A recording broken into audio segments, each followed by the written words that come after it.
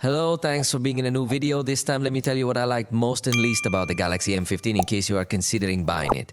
So as always, let me tell you, don't buy the Galaxy M15 without watching this video. Let's consider the launch price, which has been 3,999 pesos on screen. You saw the reference price in dollars. Remember a super detailed video is available where you can get to know this device in depth? This will be a brief summary, so let's start with what I liked the most. It integrates a wide 90Hz LED screen. It is not the most spectacular screen you've seen, but in the price range, I think it gets to compete well, as many devices will integrate lower quality screens. The speaker has a 9-band equalizer available to perfect the sound, so you can specifically adjust it to sound the way you like it. It also supports LDAC codec to connect high-resolution headphones, this obviously talking about wireless headphones. And as I always tell you, you should have headphones that support this codec and also a music service that is high-resolution to take advantage of all the capabilities it has, but it is a very positive thing. The 50-megapixel camera does seem to be taken advantage of in high-resolution mode, although in zoom not so much, but I think for the range it can compete well. In fact, something positive is that it has ultra-wide camera. In this price range, many manufacturers do not integrate this camera, which gives us to understand that Samsung, if you put a special emphasis on the camera experience, even in this range. In fact, the portrait photography is also of good quality. So if you are looking for a device with a good camera in this price range, I think it would be a good choice.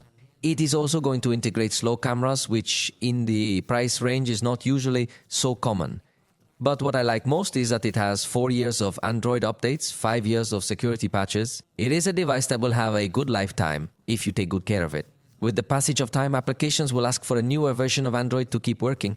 So in this case, with 4 years of updates, you are sure that your device will have a good lifetime if you take good care of it. Good support.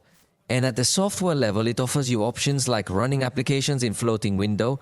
You will also find modes and routines to automate various things in the system, so it is quite practical. The 600 mAh battery is another of its strongest points, because if it performs what it should, believe me, I have tested other devices with even larger batteries. But they end up performing the same as a 5,000 mAh battery. In the case of the Galaxy M15, if we will find a long battery life, that yes will be able to give us a much longer autonomy compared to other devices.